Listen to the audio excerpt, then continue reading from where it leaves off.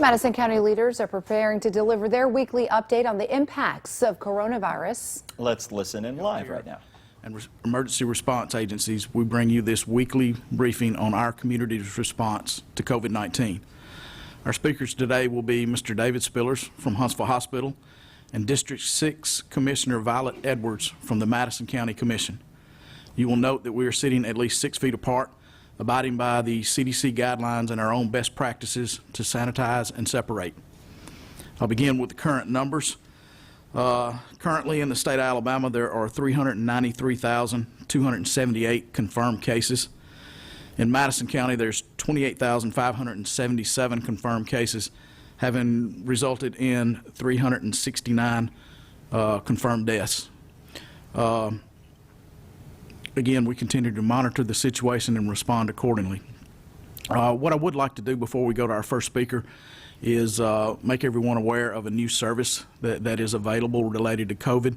The United WAAY is offering free rides to COVID vaccinations, and if you're interested in that, please just dial 211 to arrange those services.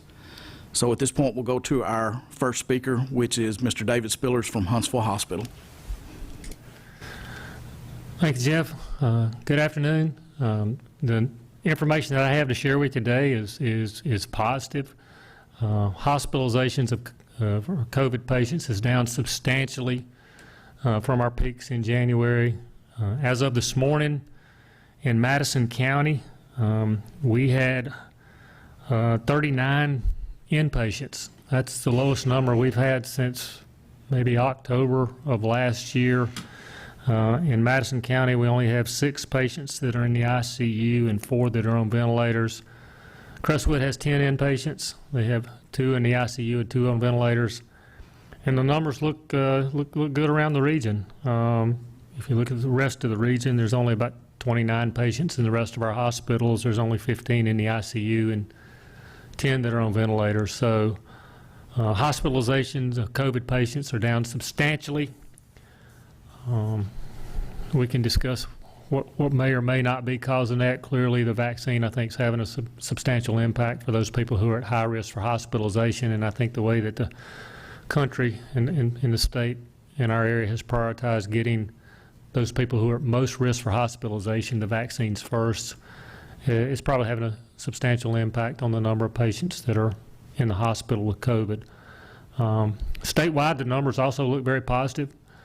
Yesterday, there were only 478 new cases in the state. The 7-day average of confirmed and probable cases is down to 845. I have historically said as long as that number stays below 1,000, then we can probably manage COVID reasonably well in the state and in our communities. Right now, no hospital in the state of Alabama has a substantial number of patients where it's creating an issue.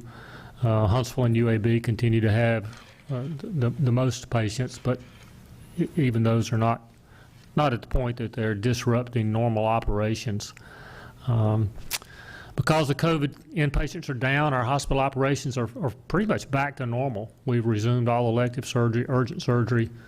We are extremely busy because there was a lot of pent-up demand for that period of time, roughly 4 to 6 weeks, where we eliminated a lot of, or postponed a lot of services. We're now working those people through the system.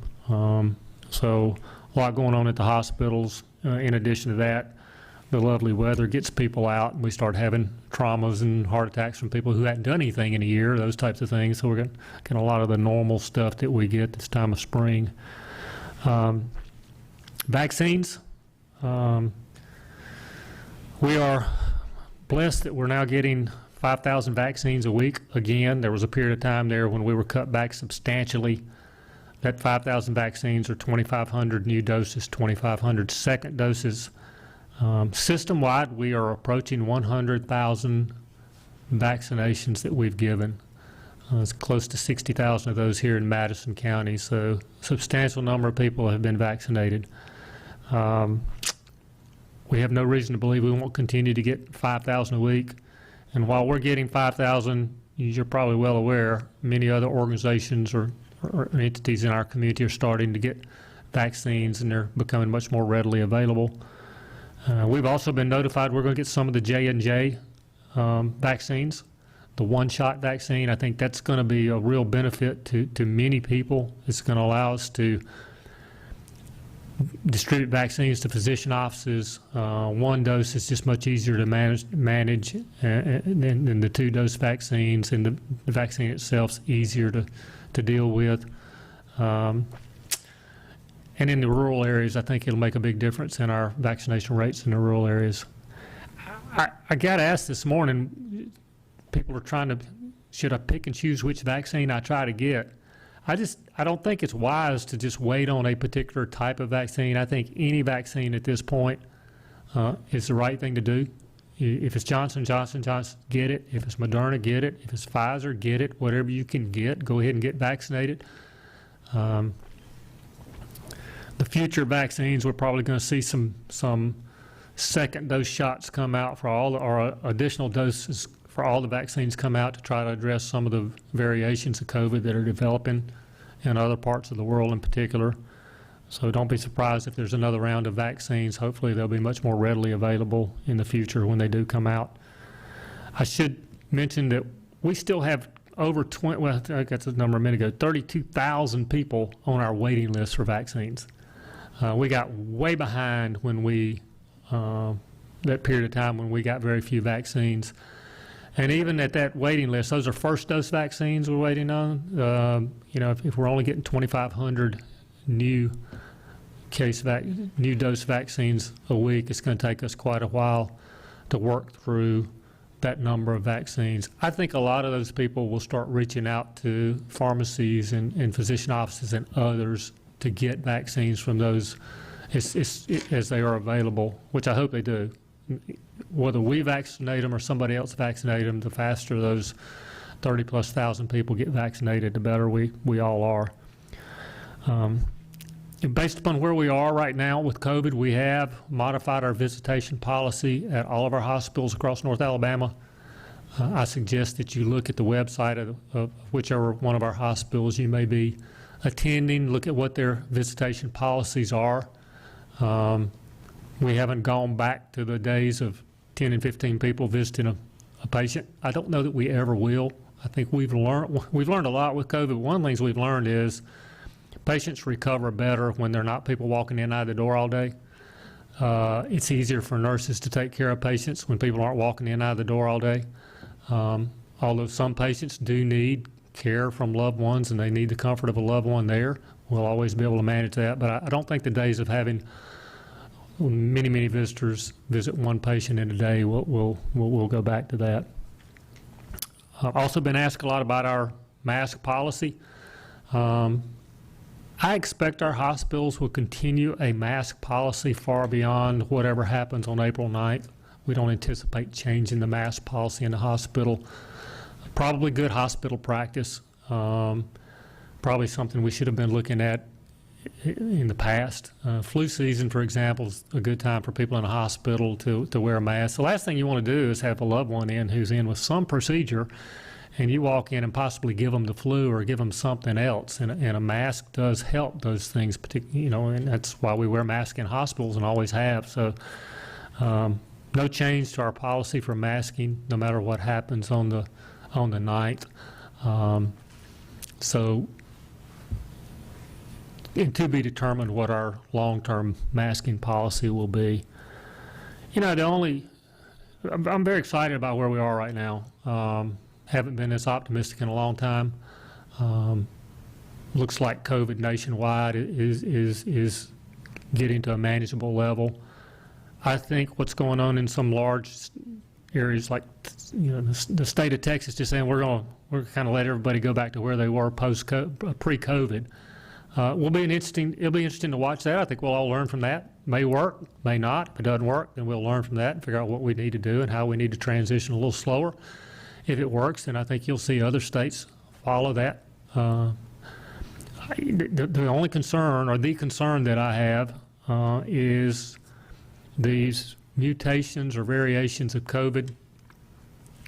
There's all kind of studies being done to determine, do the vaccines, are they How effective are they against these variations? It appears that all of them have some degree of protection against the variations, but in some cases the South African is the one that comes up most often is one that it appears that the vaccines that are currently available aren't as effective on that as we would like. So I think we've got to just keep an eye out for what happens with these variations. I think back to a year ago when we were sitting here and COVID had just started. Where we are today started with one person getting COVID, and one person to two to 50, 50 to 250, et cetera, et cetera. That's kind of the way this thing replicates. So I'd hate to see a variation of COVID come out that's totally vaccine resistant, and it just we get back to where we are. I don't think any of us would want to go through that again. So I would err on the side of caution. While I think there are many things we can do today we couldn't do in December and January because of where we were in COVID, I think people have many more options of things they can do, and if people are vaccinated, then they can more reasonably get together. But I would still caution people to use some thoughtfulness when you get together. Not everybody that you're going to get with will have had a vaccine. Keep that in mind. I think masks indoors are still extremely beneficial. So I would definitely do that. And we're still very hesitant to get large groups of people together in a contained area for a long period of time. Just the thought of doing that just creates some concerns with us. So if you got large groups, make sure they're in very large ventilated areas. And the shorter the period of time they stay together, the better off everybody will be. The last thing I'll address is staffing. Our staff, and they've all done just a phenomenal job throughout our system, throughout COVID, is the best it's been in a long time. We have somewhere around 60 or 70 people system-wide that are dealing with COVID or COVID-related issues. Small number compared to the 15,000 plus employees we have in the system, so a very manageable number. So I'll just close by saying everything's positive. I think, again, pay attention. It could, if we move too quick on certain things and aren't careful and thoughtful about how we ease back into a more normal way of living, we could get ourselves in trouble. But right now, I'm fairly optimistic. Thank you. Thank you, Mr. Spillers. Now we'll go to District 6 Commissioner Violet Edwards from the Madison County Commission. Thank you so much, Mr. Birdwell, for the invitation to speak today. Good afternoon. My name is Violet Edwards. I am the Commissioner of District 6. I have the distinct honor of representing the 6th District of Madison County. And I was asked to share a little bit about the program spearheaded out of the District 6 office, as well as to share my thoughts about COVID vaccine and the hesitancy that we've seen some in the community. So when I took office, we were in the middle of this pandemic, and we needed a strategy to address all of the challenges. And the District 6 office has adopted a simple motto. You see something and you come up with a plan of action and you do it. So we moved forward to assist the community by focusing on 3 central tenets: safety, education, and COVID-19 relief. And to name a few of our efforts in regards to safety, we partnered with the EMA to provide 500 reusable masks to seniors and their families with children over the holidays. We partnered with Huntsville Hospital and Thrive, Alabama to provide free COVID testing at the Bob Harrison Senior and Wellness and Advocacy Center. In regards to relief, District 6 is currently working with other commissioners and designing a program that will offer $5.2 million in federal assistance for rent and utility payments for those financially impacted by COVID. And in regards to education, we partnered with the North Alabama Community United in Action in forming a COVID task force. And from this task force, a dozen of us, community leaders, ministers, and elected officials, participated in Huntsville Hospital's vaccine campaign and recording videos encouraging people to get the shot. The district has also hosted virtual panels with medical professionals to separate the facts versus the fiction when it comes to taking the vaccine. And we did this to engage all parts of the community with panels both in English and in Spanish. So though we can see the light at the end of the tunnel, now is not the time for us to slow down. This is about community. We wear our mask for our community. We socially distance for our community. We get vaccinated for our community. And while we have surely turned the corner in this pandemic, it's not over. We must continue to stay vigilant in order to beat this. So we have to remember that the 500,000 people who have lost their lives to this virus is not just a number. Those are loved ones who are no longer with us. And my truth right now is that my 72-year-old father is battling COVID. Right now, he can't walk from one room to another without sitting down and trying to catch his breath, and it breaks my heart. That is the truth of the Edwards family right now. And it feels awful, but it feels just as bad as it did when my uncles and my two cousins were in the hospital fighting the virus last month in Jefferson County. And it feels just as painful as when we got that call in the middle of the night in December from my mother-in-law being rushed to the hospital, positive with COVID, and she was found passed out in her floor. So personally, I can say I hate COVID. It has robbed so many of us of so much. And while I might feel like a helpless cousin or a helpless niece or a helpless daughter, I realize there is something I can do.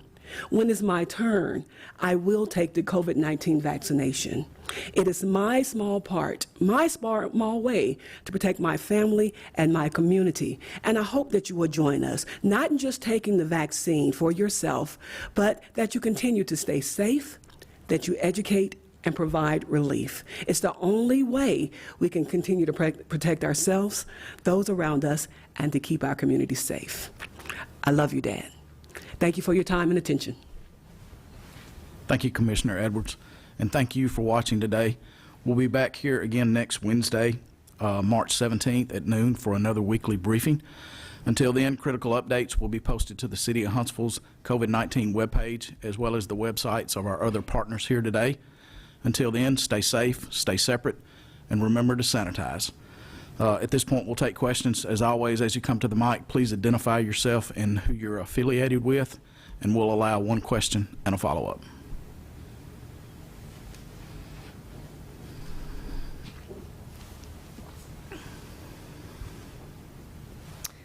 Good afternoon, everyone. My name is Elizabeth Gentle. I'm with WAFF 48. Violet, this is a question for you. As one daughter to another, I understand about having sick parents dealing with COVID, so I hope that your father improves. I have a question for you. A couple of weeks ago, it was mentioned here at this COVID briefing, there was hesitancy within the African American community to take the COVID-19 vaccine. Why do you believe there is that hesitancy, and what would you say to people who, regardless of skin color, who may have hesitancy in taking the vaccine to protect themselves from COVID-19? I believe the data, and so there was a question of whether or not that data was even accurate, and I do believe that. And I say that if the hesitancy was there, it was just a trust issue, just science and going back years and years. But I think at this point right now, we should look at the data of the COVID vaccine and know that it can be trusted, that we have to put those fears aside. Don't forget about the past and anything else that you've heard, but we have to be vigilant and we have to be mindful today in moving forward to protect our family now. And so, as I've gone out, I just say, educate yourself. Don't take my word for it. You can Google it, call somebody. Find out what is good for your family, but don't just brush it to the side because of history. You know, we can change today, and let's do so. Thank you, Violet. This next question is for David Spillers. There seems to be still some caution in your voice when it comes to talking about, we have the vaccine, the numbers are down, but it seems as though there may still be some caution as to what's around the corner in the next few months, perhaps this fall, about a possible, maybe another surge. Talk to me about any concerns that you have with that and preparations ahead in case there is another chance that those numbers could go back up to a level that is concerning. I just think it's wise to be cautious. As I mentioned earlier, this whole thing started with one person having COVID in Wuhan, China. I think whether we have another surge, based upon everything I'm reading, and you can read the same stuff I read, I mean, it's out there. Whether we have another surge or not really depends upon how well the vaccines do against the variations of the virus that the vaccines were designed for. If the vaccines continue to be reasonably effective against all the variations, then I don't think we'll see another surge. If not, then we could possibly see another surge. Vaccines are going to be readily available to people in the next couple of months. So I think everybody who wants a vaccine will be able to get one. When you combine the number of people who are getting vaccines with the number of people who've had vaccines, we're looking at a substantial number of the population who should have a good immunity to the current virus. So I'm not worried about the current virus. I'm worried about what may happen with the mutations of the current virus. And I think that's, like I said, I don't think we should stop doing what we're doing, and we need to try to move back something more normal in a very thoughtful fashion. But let's just don't forget what got us here, and make the same mistakes again, and not, if something all of a sudden there's a variation out there and a lot of people are getting sick, we should react quicker this time than we did last time as a country to kind of contain it, work on making sure those people get the testing they need and the vaccines they need and the modifications to the vaccines for the variants and those types of things. I think we've learned an awful lot this year. I hope we don't repeat the same things again if we have another strain pop up. Thank you.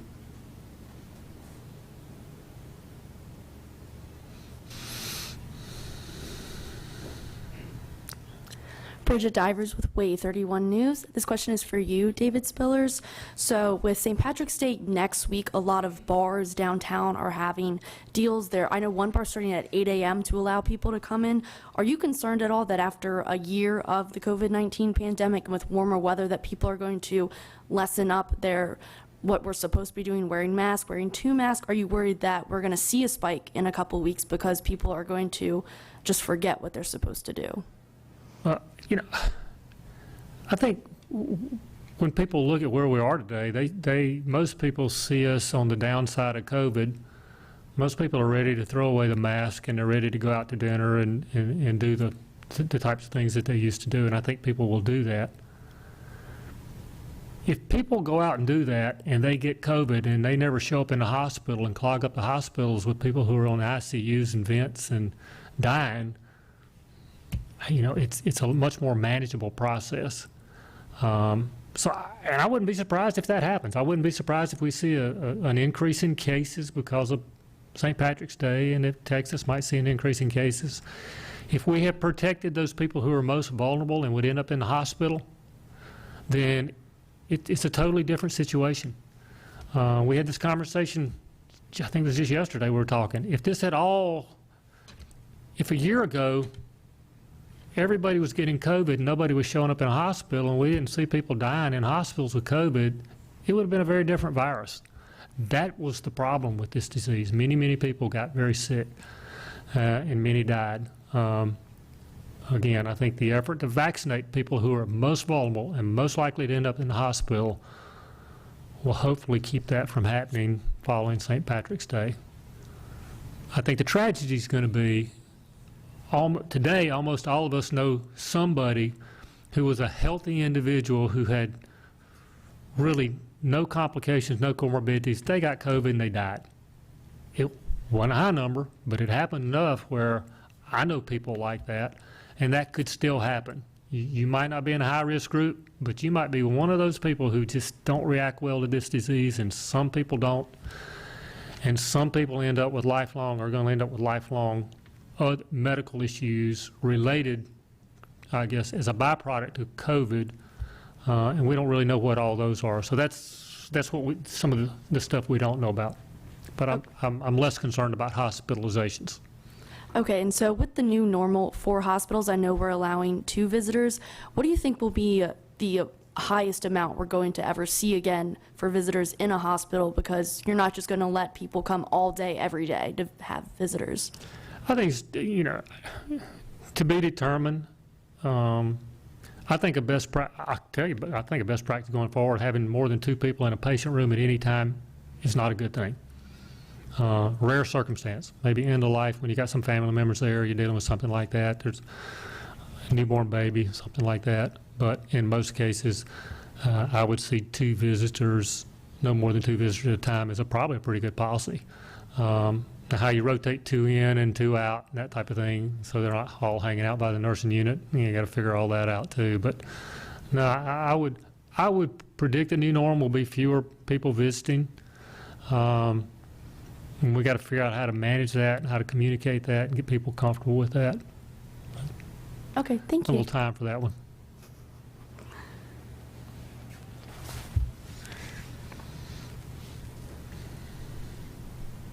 Brian Lawson of H&T. For Mr. Spillers, we've talked before about scaling up. The hospital could do that as patient loads increased. I wonder, as you talk about meaningful increases in vaccine supply, can you do more vaccinations through Huntsville Hospital, or is that going to be more satellite kinds of operations? What volume can you guys handle versus having to outsource that? So when we had access to vaccines at our south location near John Hunt Park, we were doing 2,000 a day, and it worked really well. People had to wait in a car just a little bit, but I think most people walked up to the door, they walked in, they got vaccinated, they sat there 15 minutes and they left, and it worked really well. So we have the capacity to do massive numbers of patients if we have access to vaccines and want to do it that way. I candidly like the idea of you going to your primary care physician and getting one when you go there, being able to get one at pharmacies at Kroger and the independent pharmacies in town, urgent care centers. I think wide-scale distribution of vaccines where people can get them and get an appointment to get one within 48 hours would be ideal. And I think we'll be there. I think we'll be there by May or June, candidly, at the rate their vaccines are coming on the market and being distributed. So we could go either way. If they want us to do them, we'd be glad to do them. But I think just from a ease of getting one standpoint, I'd like to see many more outlets doing vaccinations, not just us. This is for both Commissioner Edwards and Mr. Spillers. You mentioned it's been a year. I kind of can't believe that, but here we are. I wonder, as you reflect back on the past year, I imagine a ton of images come to mind, but can you mention, if you don't mind, a few things that stand out to you both about the year we've just seen? What's staying with you at this point? Well, it has been, and time's flown by, but it's also felt, when you're in the middle of it, it felt like 3 or 4 years. It was pretty intense there for a while. I think what stands out is, hindsight. In hindsight, everything's pretty clear. If you would have asked us in March of last year, what would we do if Huntsville Hospital Health System had 600 COVID patients, I wasn't sure we knew. I mean, I didn't know if we could take care of that many, because I didn't know if we'd have respirators and ventilators and supplies and all this type of stuff. And then lo and behold, in January, February, December, late January, February, we had those. We had 600, and, we were managing okay. We had to quit doing some electives and urgent surgeries and those types of things. We had everything we need from a supply standpoint. Everything changed. I think the one thing that stands out in my mind is just how well our community and our hospitals, and I'll give our system hospitals a lot of credit, have worked well together that nobody in this room and nobody on TV has seen.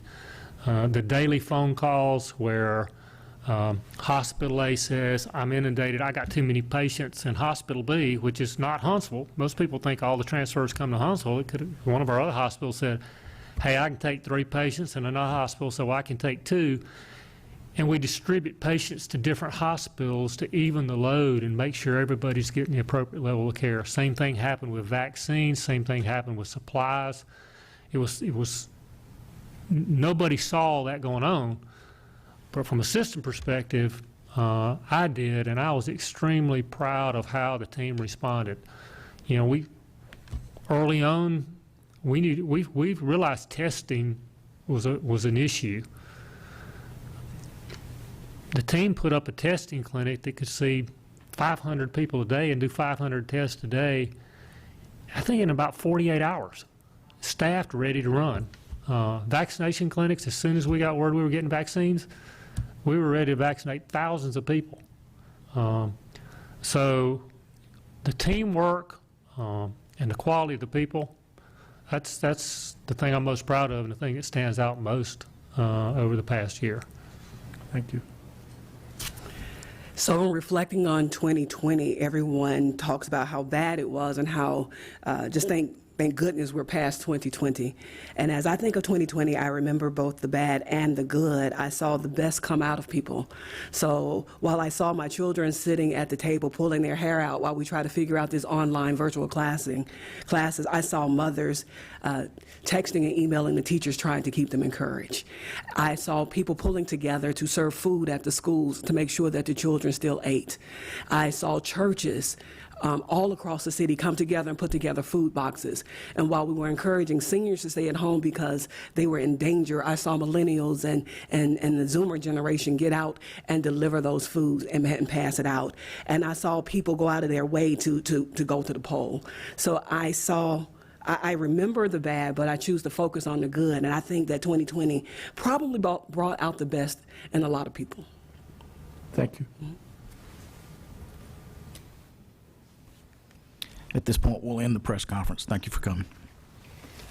All right, there you have it. Huntsville Hospital CEO David Spillers leading off today's Madison County COVID update with positive information. More on that in a second. He did say his only concern, though, now is the mutations of COVID or the variants of COVID. So we should err on the side of caution, he says. So having said that, though, hospitalizations are down substantially, the lowest since October of last year. The vaccine, says Spillers, is the main reason for that trend. And because of the low numbers, hospital operations are now back to normal.